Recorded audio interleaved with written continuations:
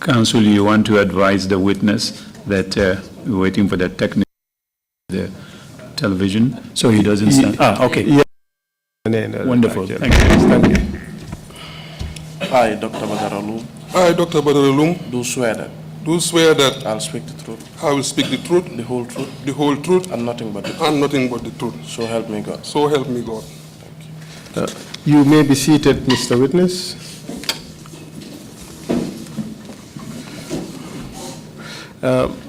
Dr. Loum, welcome to the TRRC. My name is Esa Maifal, and my responsibility today is to help you through your evidence. Yes, kindly draw the microphone closer to you and adopt a comfortable posture so that at least you wouldn't be strained as you deliver your testimony. There are a few things I would like to cover with you. The first would be your biographical information. The second is your position as Permanent Secretary, Ministry of Agriculture, and what your responsibility are. The third is the problems surrounding the sale of government fertilizer and how that has led into your arrest, detention, and subsequent release from detention, and the violation of rights that went along with that, and how you proceeded to deal with the accusations against you, and ultimately your final vindication. And those are the issues I'd like to talk to you about. And of course, feel free to talk about other rights violations that are throughout this period. Are you ready to proceed accordingly? Yes, I'm prepared. Thank you very much, Dr. Loum. Thank you. We are very much behind time. Good. So I would change the questioning a little bit just to help us gain headwind and be able to conclude and quickly delve into the most important issues. All right? Okay. Thank you very much. Your name, sir, Dr. Badara Loum, correct? Yes. And you were born in Medina, Kanuma, in the North Bank region, correct? Correct. And you were born on the 1st of March, 1953. Correct. And you attended kindergarten at New Albion School, and later at the Albion Primary School, correct? Correct. You then proceeded to SL Primary School and attended Gambia High School. Correct. You thereafter went to the National Agricultural University in Ukraine in 1973, graduating in 1979. Correct. You are called doctor. Which discipline are you a doctor in? Is it medical or your PhD? I have a DVM, a Doctor of Veterinary Medicine, as a degree, and also an MSc in Veterinary Science. Great. And you joined the Gambia Civil Service in 1973? Yes. As a veterinary doctor? No, in 73, I was a third-grade veterinary assistant. Okay. And it was after that you were awarded a scholarship to go and do your DVM, yes. And you graduated in 1979. Correct. Yeah.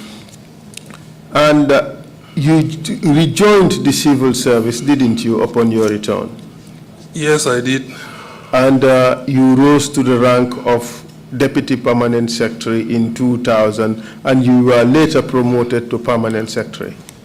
Correct. At the Ministry of Agriculture. Yeah, it's correct, but I mean, I understand it's a compromise. But so many things happened between my being the Director of the Department of Livestock Services and eventually being a Permanent Secretary. It's a long story, but I understand, as you said, constrained by time and... that is right. And in all honesty too, interesting as those issues may be, Okay, they are not central to your victimization. I agree. If they have a connection, feel free to make that connection. I understand. All right. Okay. So, as permanent secretary at the Ministry of Agriculture, what responsibilities? As permanent secretary, I was the chief advisor to the Minister of Agriculture. My main focus was on policy, strategy, planning, policy analysis, and things like that. Otherwise, I also had oversight responsibility for financial matters and also administrative issues. And you would agree with me that that oversight responsibility for financial and administrative matters mean that you are the accounting officer or the principal accounting officer of that ministry? I was the accounting officer, but apart from that, there was an accounting department, and the accounting department was headed by a principal accountant who worked directly under the Deputy Permanent Secretary for Finance and Admin. Here, maybe I can explain. I can expand on. Please go ahead. Permanent secretaries are considered to be accounting officers for ministries wholly and solely because they will need to have, to keep in mind the fact that financial instructions and also general orders are adhered to. There must be fiscal discipline, and it's only in that regard that permanent secretaries are accounting officers. They are not accounting officers for other issues, like if an officer within the ministry is given funds to manage, then the permanent secretaries are not responsible for those funds. They will have to spend and of course retire if need be, an impress if they are given an impress. Well, that depends on how one sees it. Okay. But the permanent secretary would have overall responsibility, wouldn't he? Oversight responsibility. Overall oversight responsibility. Okay. And that oversight responsibility would also involve ensuring that others within the ministry who have responsibility would also discharge their responsibilities, wouldn't it? Within reasonable limits, because the permanent secretary is based in the ministry in Banjul. If an officer is based in CRR and is given resources to spend, it will not be easy for the permanent secretary in Banjul to keep track of every single brute that is spent. It is only when reconciliations are done, and if in the case that there is fraud, then it will come out through audit exercises and things like that. Dr. Loum, we've been advised that we are going too fast. And the fact that we are having this conversation in English without consecutive interpretation means that we really, playing table tennis here. Okay. So let's slow the pace a little bit. Okay. So your position, therefore, is that it's not physically possible for the permanent secretary to know everything that is going on by those officers who are entrusted with some responsibility for finance. That's your suggestion, right? That is my take on the issue. And aside from that, that is why there is, to a certain degree, decentralization. At each level, there are levels of responsibility, and there are people who are supposed to ensure that there is strict adherence to the guidelines set up by the Minister of Finance, by PMO, and so forth. So let me put it this way. It can be agreed that every individual or every officer who is given a responsibility also bears primary responsibility for the correct discharge of those responsibilities, regardless of whether they're a superior or not. Would we agree to that? That is true. Okay. But that aside also, the superior within the ministry would have a responsibility to ensure that work within that ministry is done properly and that funds are accounted for. Correct? That is correct. And that is on a general framework. It does not necessarily give rise to individual criminal responsibility for the acts of another person. Is that the position you take? That is correct. We would come back to this perhaps later. Let's talk about the programs that existed within the ministry whilst you were permanent secretary, focusing mainly on the fertilizer program. Tell us about it, the genesis, how it was supposed to be run, and the decentralization and the personalities involved. Okay, the fertilizer in question was imported in 2003-2004 cropping season. And when it arrived at the port, it was taken, the delivery was taken by the supplies officer, who was called, the delivery was taken by the supplies officer. Her name, let me just interject Okay. there, sorry. From what you have said, the program was conceived or started around 2004 before you actually became permanent secretary. exactly, All right. yeah. So, and the first arrival and delivery or supply of the fertilizer occurred while you were permanent secretary. Exactly. Okay. And you said the delivery was taken by who? The supplies officer, who was called Awasei Toure, who was a supplies officer, that would be equivalent now to a procurement, the head of procurement now. And also the storekeeper, who was called Ali Hussein. They discharged the cargo from the ports to the stores at GPA stores and also some stores belonging to GGC. What was this program all about? Just to help a better understanding of the background and context. Yeah, the background is that there was something called the Badia Exports Financing Scheme that was funded by the Arab Bank. Funds are lent to developing countries, particularly within the Islamic Ummah. And the idea is that when you have the funding, you can identify what you want to import. In the case of Gambia, fertilizer was seen as a priority, and the funds were used to import fertilizer. And the idea was that it was supposed to sort of revolve.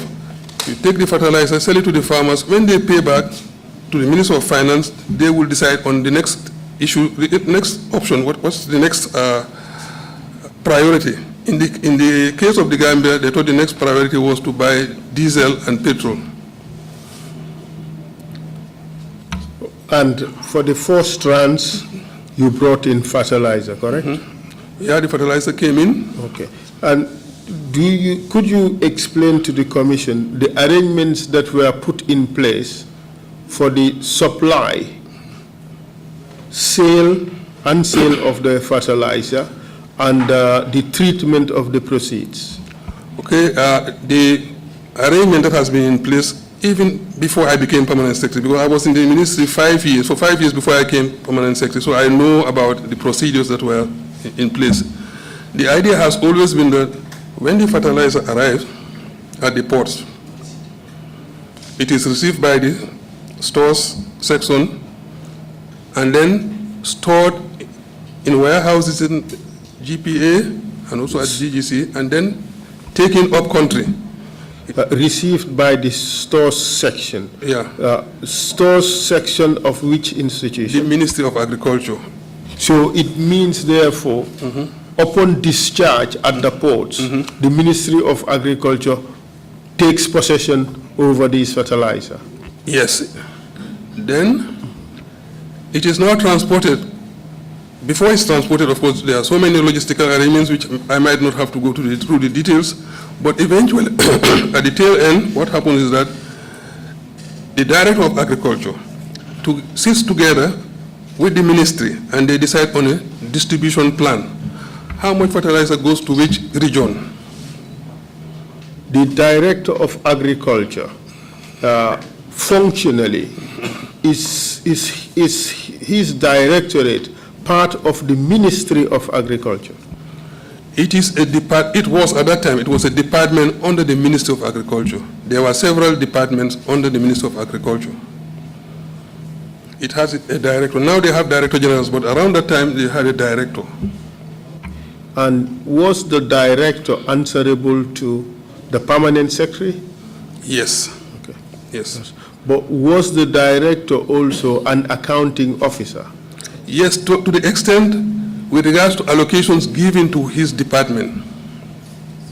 So what arrangements were discussed and agreed between the ministry and the department?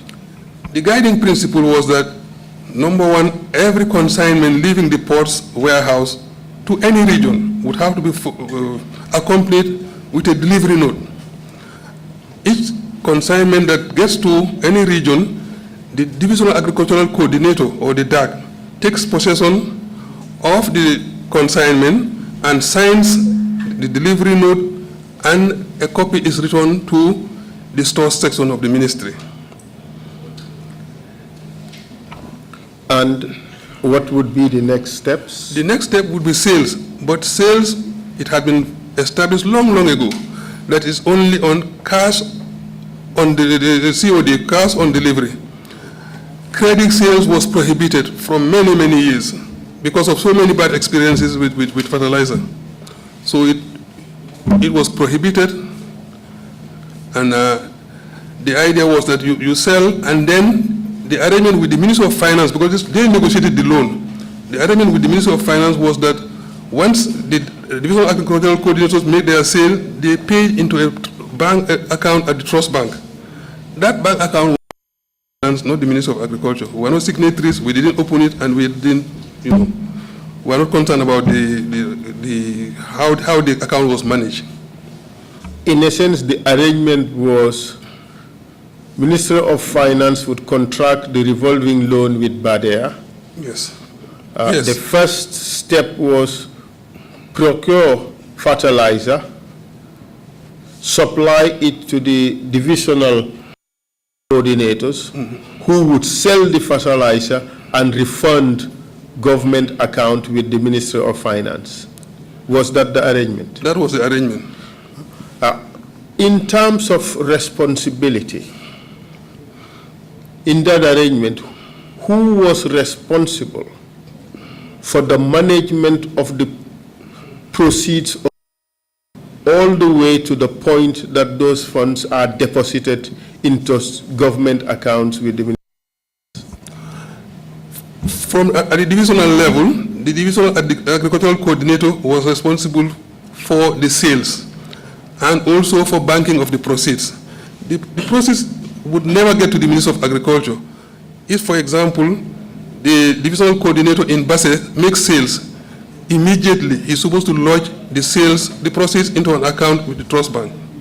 Was there a system in place for reporting back to the Ministry of Agriculture of tonnage received or quantities received, sales made, retirement of those funds, and stock balance? Was there such arrangement? There was an arrangement in place. Every month, the head of the store section, that's Mr. Ali Hussein, the director of agriculture, and also the supplies officer, they will go on track and do their reconciliation exercise. They reconcile cash that you have paid to the bank, your stock in your store, and also the outstanding balance. And on a monthly basis, reports are prepared and forwarded to the ministry, and the ministry distributes this report among all the stakeholders. Was this procedure observed regularly? It was observed regularly. And to whom would these reports be disseminated? It will, number one, be, at the level of the ministry, we share it with the departments, the other departments within the ministry, and particularly the coordinators. It will only get outside the ministry if there is an issue that needs to be, like if we suspect that there is fraud, then we'll have to bring in the police or the report to the Secretary General. But ordinarily it will not get there unless there is suspicion. Why is that the case? Why is it that you report, in the event of suspicion of fraud, you report to the Secretary General and or the police? Yeah, because once it gets to that stage, there will not be much that the ministry can do. First of all, we ensure that there is transparency and the reconciliation is thorough. In case there is a query, then we will invite the Divisional Agricultural Coordinator to come down to the ministry and sit down with our accounts section, the Deputy Permanent Secretary of Finance and Admin, and go through the records again and ensure that we know exactly what the status is for every month. And then they will report to the permanent secretary. And would the permanent secretary have an obligation to report to the Secretary General and to the police in the event there is suspicion for fraud? Yes, yes. Once that is established, yes. And you did tell us that this arrangement of regular checking, auditing, if you will, of all these supplies that were made to the divisional agri coordinators was scrupulously observed. It was regular, but there was only one caveat that we need to maybe take into consideration. Because the total amount of fertilizer brought into the country was substantial. I think it was about 2,500 tons. It was spread over 2 cropping seasons. So even where the treks up country was regular, it was sometimes very difficult for the Director of Agriculture, the stores people, and also the supplies officer to quantify the tonnage. Like they will go on trek, a whole store is open to them and say, they will be told that, well, I have, for example, 3,000 bags of fertilizer remaining here. And they can only take it as it is, or they will have to empty the store to confirm whether it is actually 3,000 or 2,700. That was the difficulty. So the total tonnage would only become clear when the store is empty, and it took 2 years. Precisely. It means, therefore, a proper accounting.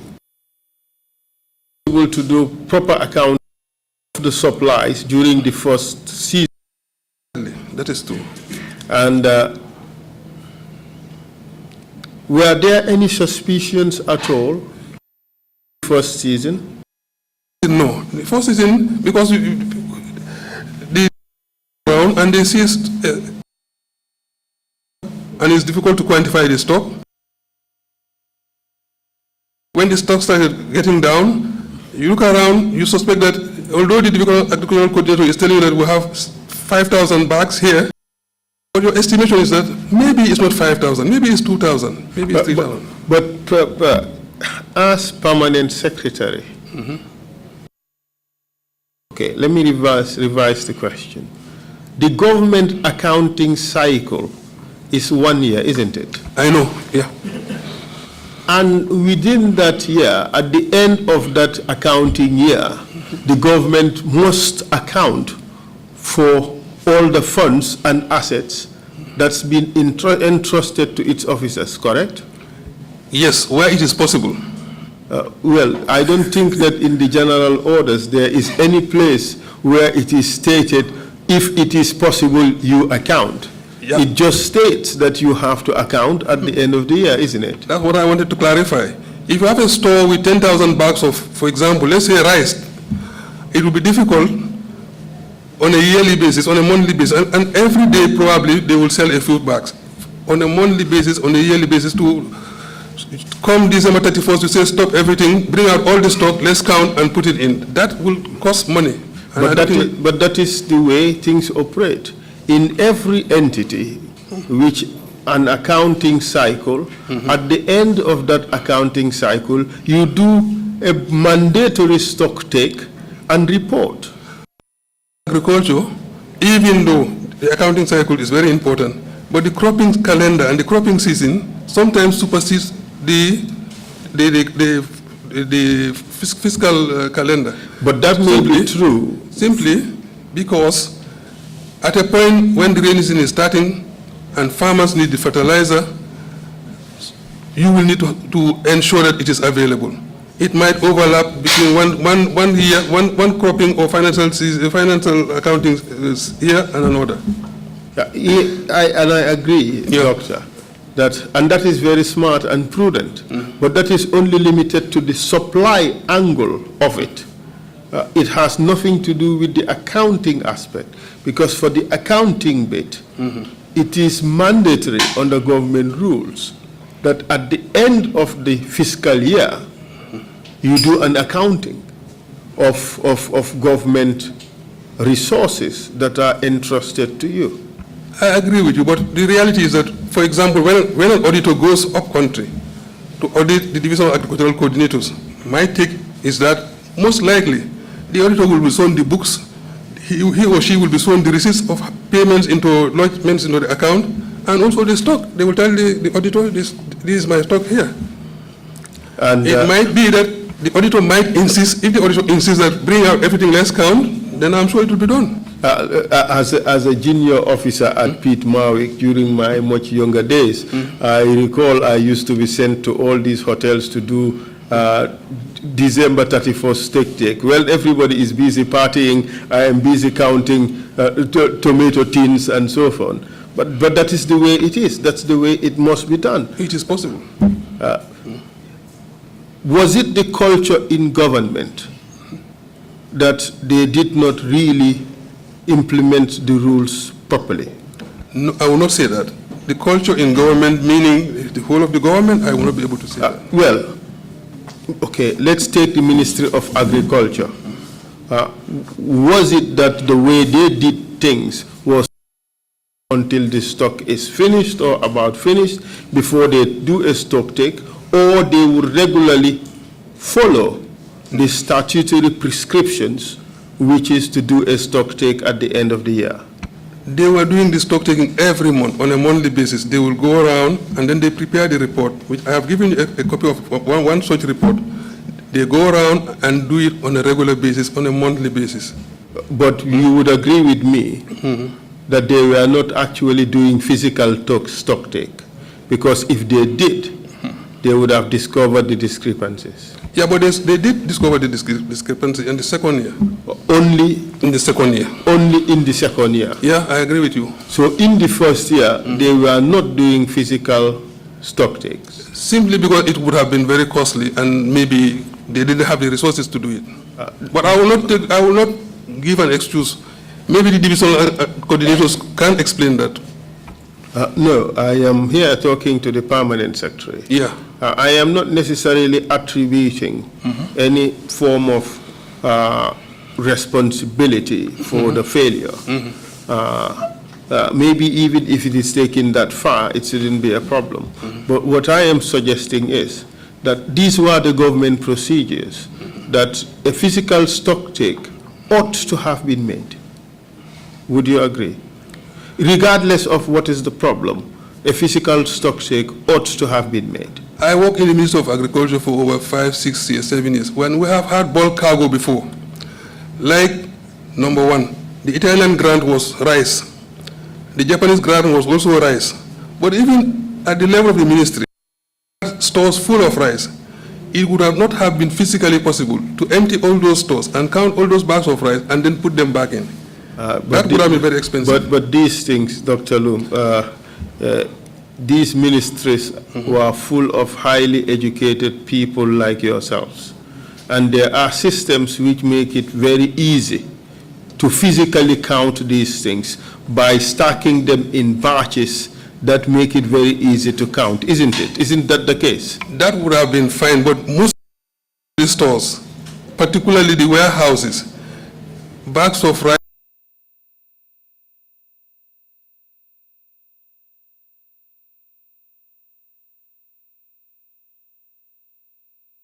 exactly what I would not say the way it is supposed to be done to any. Anyway, I will not want to maybe belabor the point, but all I'm telling you is that the reality is sometimes different from the ideal situation. The ideal situation would have been, of course, for everything in a store to be packed nicely, and then it's easy to count. But the reality is that that has not been the case. And the point, with a lot of bulk cargo.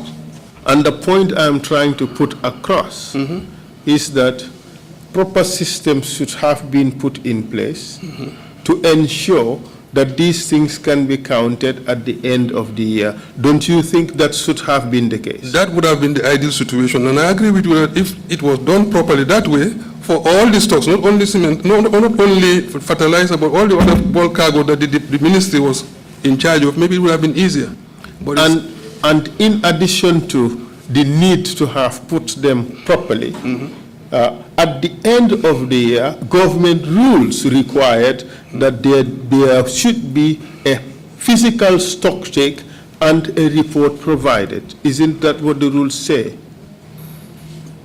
Probably that's what the rule states, but the reality is that, at least at the Ministry of Agriculture, for the 5 years I was there, before I became the permanent secretary, for each consignment, whether it is rice, fertilizer, or something else, the exercise is centered around the cargo that came. If, for example, 3,000 metric tons of fertilizer comes, a report is only written at the end of the exercise, like they discharge 3,000, or the stores people will write a report and say, although the invoice is saying that we are supposed to receive 3,000 tons of fertilizer, we received 2,985 bags, and that's what we have in stock in the store.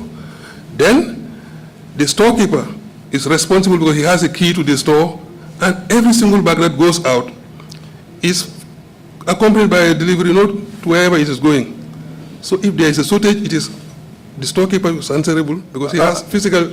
We haven't quite come to that point yet, and we would come to it, and I doubt whether there would be a disagreement on that. For now, let us just focus on the government system. Okay. My position is that the system is that when these materials arrive, they should be counted. Yes. And during stated intervals, they should be audited and there should be a physical count. At least at the end of the financial year, there should be a physical count and therefore adequate accounting of the assets that the government has entrusted on its officers. Okay. My take on it is that even if it's not the end of the financial year, if there is a consignment that comes, at the beginning, everything is accounted for, how much has gone into the store. If the consignment is being discharged, at the end of the exercise, a report is written. It might overlap between the two financial years, but the exercise is complete when the cargo is received, stored, and discharged, and a report is written. Okay. There are several reports like that in the files in the Ministry of Agriculture. Indeed. But in this particular instance, this fertilizer cargo we're talking about, there was no adequate reporting in the first season. You agree with that? There was reports based on the track reports that I've given you a copy, monthly trackings. But you would agree that there was no adequate reporting? I will not agree. Do you have a report in which the entire stock of fertilizer that was contained in all these stores were physically counted? No. Okay. In the absence of that physical counting, would you say that the reports generated were accurate? No, as I had mentioned earlier, it might not be accurate because it will be difficult to quantify what is in a store that is, as you said, not stacked as in the ideal situation. In fact, the reports were therefore based on guesstimates. Well, I will not say that. Maybe the authors of the report can shed light on that, but I will not think that it's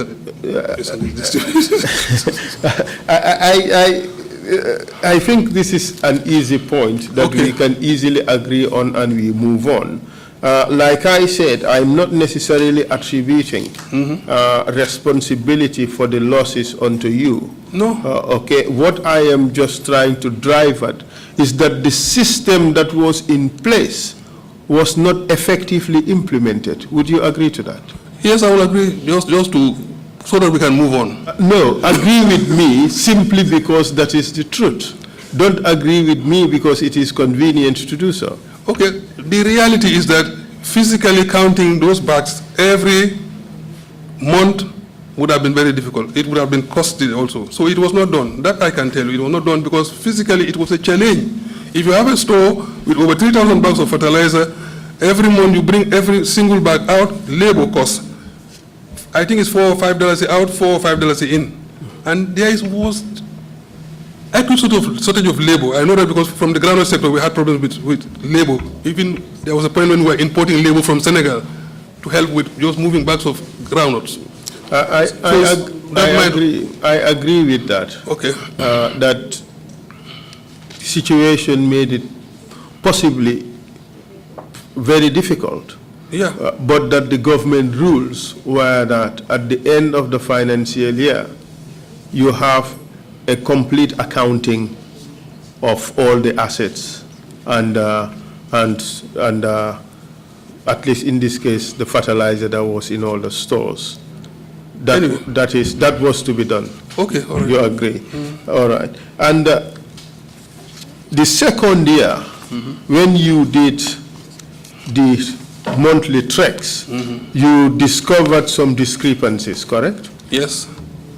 And what are the requirements or what are the responsibilities of, say, the permanent secretary in the event some discrepancies were discovered? First of all, there was need to bring all the divisional coordinators together with the Director of Agriculture for them to sit down with the head of finance and admin, that's the DPS for finance and admin, and then to go through this report meticulously and to find out if indeed there are shortages, what was the responsibility and what's the response of the divisional agricultural coordinators.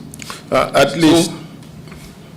So that was, in this particular case, they were invited and they were supposed to sit down and then go through the report and find out what was responsible for the variances. You've seen the variances. It was only one division that had no variances, that was West Coast. Okay. So in a sense, after the initial audit, those with discrepancies had to be given an opportunity to come and explain how those discrepancies happened. Yes. And it is only, at what stage would you have to report this issue to the Secretary General or to the police? Like the intention was that they were, I think they were given a week or 2 weeks, it was in the report, that they were supposed to come down and explain to us what's going on. Sometimes those who have shortages can even sell properties and cover their shortages. And that would have been fine with the ministry. But we had said, let them come down to the ministry and explain. If the explanation makes sense, then fine. If it doesn't make sense, the next day was supposed to write a report and forward it to the Secretary General. I have a document here. It's called Fertilizer Reconciliation Report as of 22nd November 2006, Department of State for Agriculture. Yeah. Could you take a look at the document, please?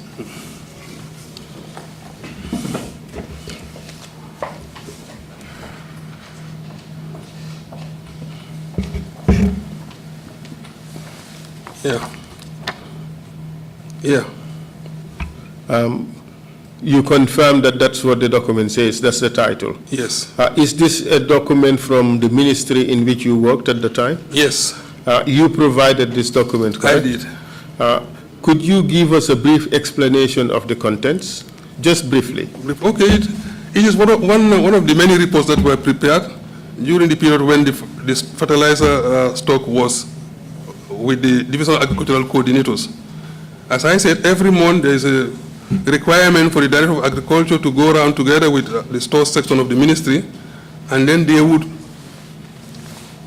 look at the stocks available at the level of the regions, go to the books of the divisional agriculture to find out how much money has been paid into the account at Trust Bank, and then compare it with the total value of the fertilizer that was received by individual divisional agricultural coordinators.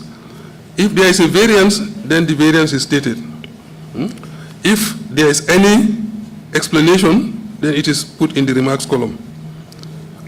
This report, for this particular report, were any variances or discrepancies found? Yes, for all the regions apart from Western Division. Then it was a division, Western Division. For Western Division, there was no discrepancy. The total amount of fertilizer that was given to the divisional agricultural coordinator were all sold, and the total amount of money was lodged in the accounts. So he had no problems at all. And do I take that to mean that for all other divisions there was a discrepancy? Yes. On this particular instance, what was the total shortfall in terms of money? The discrepancies, $2.6 million. The entire shortfall? Yes. Or are you talking about from one division? No, I'm talking about the total. That's the total. No. Okay, let me check. the aggregate bill is 10.5 million. 10.5 yeah, million, you're correct. right, yeah. Thank you. Could you pass the documents to the chair, please? And Mr. Chair, we will ask that this document be exhibited. It should be exhibit 127A, if you agree. And on this particular occasion, you would agree that this was a major problem within the ministry? Or, Yes. Yes. Yeah, we recognize that. Yes. And according to the way in which the ministry operated, who would have been responsible for these discrepancies that were identified? It would have been the divisional agricultural coordinators. Why did you say that? Because they received the stock of fertilizer, they stored it in their stores, they sold it to farmers, and they were supposed to pay the proceeds into the trust bank account managed by the Ministry of Finance. So, in a sense, you're saying that the divisional agricultural coordinators were directly responsible for the management, disposal, and accounting of the proceeds that surrounded this fertilizer. Exactly. Did the permanent secretary or the director of agriculture have anything to do with the management of this fertilizer and the proceeds of its sale? The director of agriculture was the overall head of the Department of Agriculture. All the divisional agricultural coordinators work under the director, and they report to the director. So in a way, he had just oversight responsibility, but in terms of the physical responsibility for the stock and the monies, it was really the coordinators who were also people who have degrees in agriculture. They were not junior staff, they were senior staff. Mostly they had masters in agriculture. So they were senior staff. On this particular occasion, did the period you had given the DACs to come and report back arrangements to make good the discrepancies, did anything happen in the intervening period? Yeah, in the intervening period, I was arrested. Could you tell us how that happened? Well, I had just come back from a trip to Abuja with the Honorable Minister of Agriculture. But prior to my departure, I have handed over the reconciliation report to my deputy, who is a PS2, and asked him to work with the Deputy Permanent Secretary for Finance and Admin, and then they were supposed to bring all the DACs and review the reconciliation report and report back to me when I get back home. I got back home, and within 2 days, 3 days, I was arrested. Did you have the opportunity to sit together with your staff to? No, I did not. I did not. Okay. And how did your arrest come about? Can you explain? Yeah, it was on a Wednesday, 13th December 2006. I received a call from one Usman Jallo, who identified himself to be an agent of the NIA. Now he asked me where I was. I told him, well, I am around.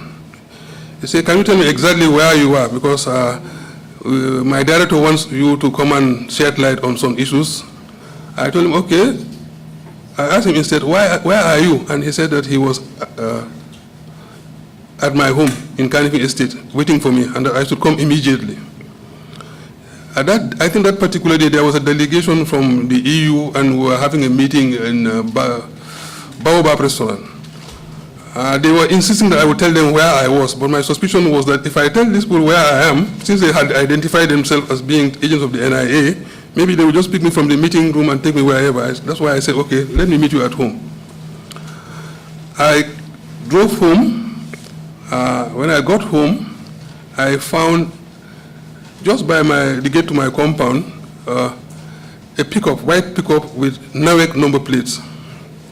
And immediately I got home, the two officers aligned the vehicle, and then they identified themselves as Lamin Dabo and Usman Jallo. And they told me that they are agents of the NIA. Their director wanted to speak to me. Can I follow them to the NIA office now? I told him, fine, but please let me go in and inform my family that I am under arrest. They told me, no, it's not necessary. You see, we just want to have a small chat with you at the NIA, so if you go into our house, you're going to bring problems, so it's not necessary. I insisted. I told him, look, my wife is not around. Only the children are in the house. Let me at least tell my children that I'm being arrested. So in the end, there was push and pull, but in the end they said, okay. The compromise that they suggested was that, why don't you, so at least then we can go. I told them that my wife has traveled, she's not around. Loum Dawo, one of the agents, accompanied me into the house, and I saw my children. At that time, Suleiman was the eldest. I told Suleiman, well, these gentlemen say they are from the NIA. They are here to arrest me, and they have asked me to accompany them. So Suleiman told them, well, can you please show us your ID, just to confirm that you are NIA agents? They refused completely. I told my son, okay, it doesn't matter, I'll just follow them. But before I left, I told him, well, since you are the eldest, make sure that you take care of the children. I am going, I don't know when I will come back. So that's how I left with them. And then when we left... Did you join their vehicle? No, they asked me to drive my official government vehicle. And they followed me with their Nawek pickup. But also one thing that struck me was that I was wearing a very light shirt, and I was told, Doctor, can you please go and change your shirt? This is too light. That's when I started suspecting that something was not right. What were your suspicions? Well, that maybe I'm there for the long haul. The reason why I suspected was that around that time there were 2 or 3 permanent secretaries at Mile 2, and some at the NIA. Like, I don't want to name names, but so many people. So well, this is a matter of public record. So. Yeah, I know, it's in the public domain. Yeah. But I had friends like the director of the PS4 Works, Lamin Sane C, who died in the end. Omar Ndao was there. Ndao of Gamtel, the managing director of Gamtel at that time. Fodebari was there. Lamin. Which Fodebari? Fodebari of the NIA. He was there with us. Well, eventually I joined them. Eventually, then there was also. I mean, half of the government was there. I can tell you that. Did I hear you say half of the government was there? I mean, the top echelon of government. So arrest and detention of senior government officials at that time was the norm. That was why I had my suspicion. When this guy asked me to wear something heavy, I said, well, maybe I'm also in for it. And how about the direction that you drive your government vehicle? Yeah, Does that indicate something? No, they asked me to drive through Bakau because my deputy lived in Bakau, and they asked me to show them the compound of my deputy in Bakau. So I went with them to Bakau, to my deputy's residence, and they asked me to wait at the gate. I waited at the gate, and it was for a long time. Then eventually, Usman Diallo, who seemed to be their boss, told me, okay, let's drive to Banjul. He left the pickup with the other guys and said, okay, you can come with Mr. Jaitu, who is my deputy. I drove with him towards Banjul, but when we got to around Mile 2, he asked me to park off the road and wait for my deputy. I parked off the road and waited, and after some time, my deputy just came, he overtook us and went straight into, I saw him going into Mile 2. So I turned around, I told him, so this is where we're going. He said, well, yes, that's where we're going. I said, okay. I followed them, and we drove straight into Mile 2. When we got into Mile 2, my vehicle had some of my personal belongings, like my mobile phone and so forth. I removed the government mobile phone. I told them, look, this belongs to the government, but this phone is mine. They said, okay, don't worry, we'll get it back to your children. I gave them my brand new phone, and that was the last time I saw that phone. Did it ever get back to your children? No. The government phone, I'm not sure whether it ever got to the government also. Yeah, I don't know. So which of the officers did you give it to? Honestly, I don't remember which one, but it must have been either Lamin Dabo or Usman Diallo. I cannot remember. Which one of them did you ride with? The 2 of them, they were in my vehicle. Okay. No. In my vehicle, I was with Usman Diallo. But when we got to Mile 2, it was a free-for-all. They opened my vehicle, they came in, and, all of them were looking around the vehicle. You cannot tell which one of them you gave it to? No, I don't know. To be quite honest, I don't know. All right. So, did they tell you what you were doing at mile 2? No, they did not. They did not. It was when I went in and I was searched and all my personal items were removed from me. And that was when they gave me a cautionary form and say, please write here everything you know about the fertilizer. Where in mile 2 were you given this form? In an office inside mile 2. I don't know exactly whose office. By now it was around 7, 7:30, going on towards 8. And it was an office inside the prisons. I don't know exactly which office. So I was asked to write everything I know about the fertilizer and also about the TRRC tractors. I wrote this very short statement. I say about the fertilizers, I was not there when it was imported. I was not responsible for storage, transportation, or sales. I was the permanent secretary working at the ministry. For the fertilizer, what I just described for you, it is imported, it is the DAX that receive it, store it, and they sell it, and they bank the proceeds. And that was all. For the tractors, I say I've never seen any tractor belonging to APA. I say that was given to me. I don't know the procedure, I don't know how it was distributed, so I was not involved with APRC tractors. Was your statement satisfactory? At that point, I think they said, fine, it's okay. It was much later that they had me to... But having read the statement and being satisfied with your explanation, did they let you go? Let me go? No. From there, I was marched into the prison security wing number 5, and Frog marched into a cell that was terrible. Were you told the offense you committed? No, I was not told. I was not told. Were you charged with an offense? No, I was not charged with an offense. Were you given the opportunity to call your family to inform them that you were being jailed? No, I didn't have the opportunity. Were you given an opportunity to talk to a lawyer? No, I was not. So apart from being booked, searched, and given a cautionary statement, there was nothing that was done with you before you were put in the jail. Exactly. How did you feel being a senior government official, being put into maximum security prison without any formal process? Yeah, strangely enough, I was just angry. I was not even scared. I was just angry that look at me here. I know that I have done nothing, absolutely. Yet this is how my government decides to pay me for my services. That was my feeling. I was not even scared. It got to a stage where I did not even really care at all. I was saying that I am just mad. I'm angry because I'm being treated wrongly. That was all. And how did you find the maximum security wing number 5? Give us a good description.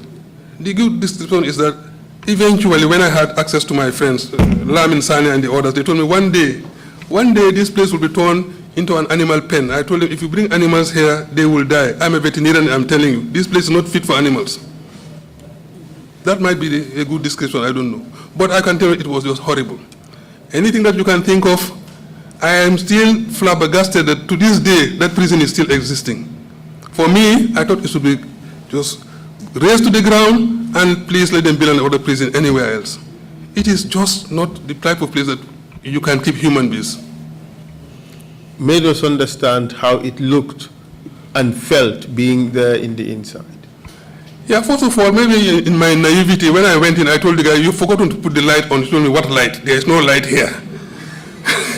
Then I looked around. There was something that looked like a bed sheet. But it was smelling so badly that I decided just to remove it and put it on the floor. Because there was a straw mattress. And also, you didn't realize that within a week it would be luxurious to have it. Yeah, I did not. Maybe I didn't. It did not gel into my mind that this is your reality, that you will have to live with. It probably that it was, as I said, anything that you cannot.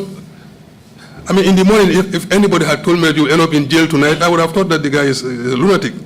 So I was not prepared for it. Maybe that's why it did not register immediately. But as I said, eventually, when it gelled in my mind that this is your current reality, I was just mad. I was angry, but not scared. I thought that since I am certain that I have done nothing wrong, eventually I'll be exonerated. I don't know how long it's going to take, and it took a long time. Well, Mr. Chair, it's 5 p.m. We can leave it at that for today, and we finish on Monday. Except, of course, if the learned chair overrules me, I'll be more than happy to proceed. No, Councillor. Much, and thank you, Dr. Loum. Meetings with on Monday. It's okay with you. Thank you. Splendid. Thank you very much, Council. That you made 127.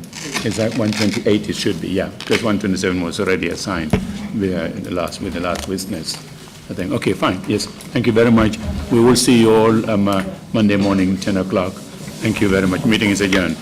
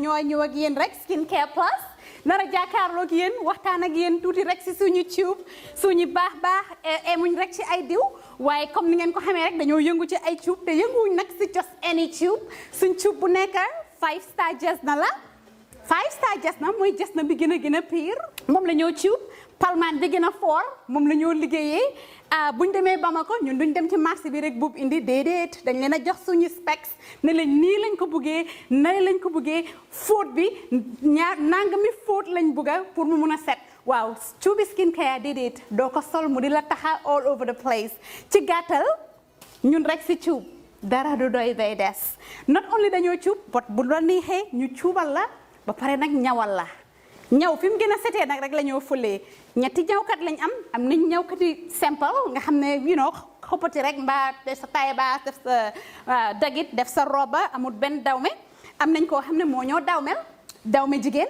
den am nañ tamit special ñawkat boo xam ne ñawi góor rek la ñoo defal nga bugga sa his and hers muy korité muy tobaski mbaa muy ngénte muy takka mbaa nga bugga rek def sa yëkka bu baax a baax daagul ba ñëw skincare plus ñu dimbali la tànnal la cuub fam gën a baaxee ndax sa yëkka gën a foor lii nga ne lan xoolal bi takka la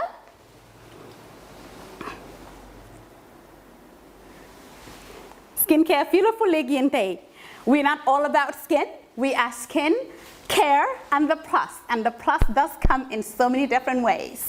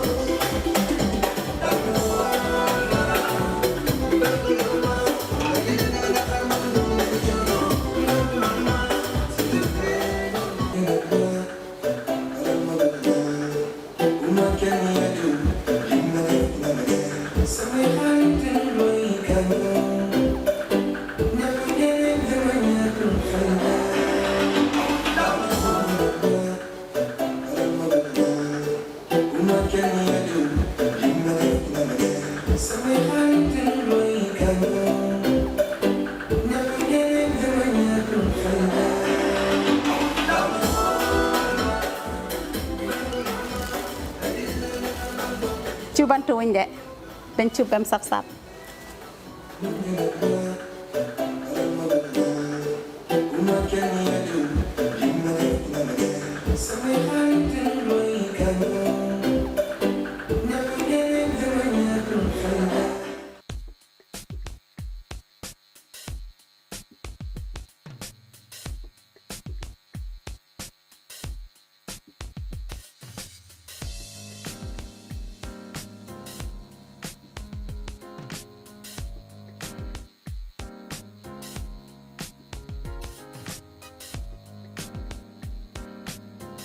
Miss B Designer Outlet is the #1 quality and affordable stop shop for all your needs.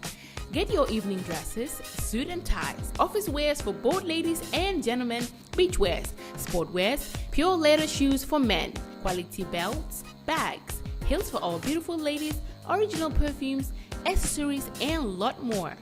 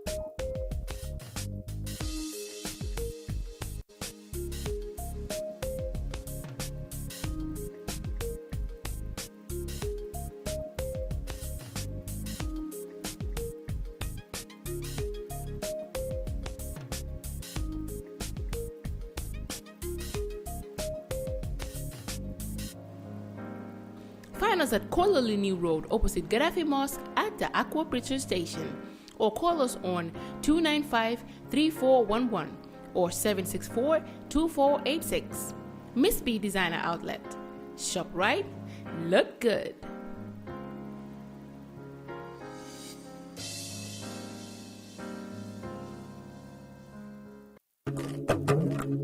Do you live abroad and want to build your dream home in the Gambia without risking your funds and family ties? Do you want a household name that is trustworthy and efficient? A name that will continue to give you updates on the project from the beginning to the very end with videos and pictures? If your answer is yes, then worry no more. Boss Construction and Asset Management is here for you. If you live outside the Gambia and want to build your dream home, then this is ideal for you. Just reach out to Boss Construction and let's start building the dream home into a reality. With Boss Construction, the difference is clear. We give you value for money. Some of our services includes the following: construction management, building equipment rentals, rent management, purchase and leasing, asset management, and many more. For more information, please contact 282-4945. Better still, send us an email, bossgambia@gmail.com, or you can also visit our website on www.bossgambia.com. Boss Construction, a name you can trust. Boss Construction and Asset Management, keeping families together.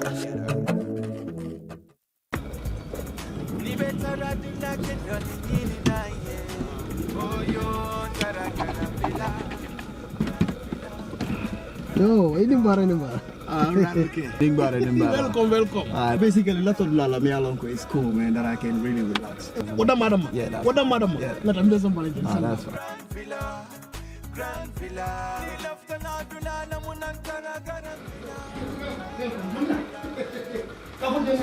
Villa.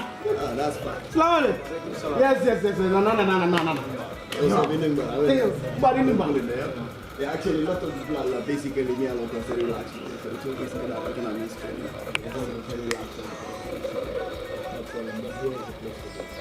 Nila Fani say what? Nidia, Nena Grand Villa is the best guest house in the Gambia. Beji and the Grand Villa Guest House. Na labung will baby senior ring, adum, na bung will baby nyarandiring coming ipela fila ila suwe.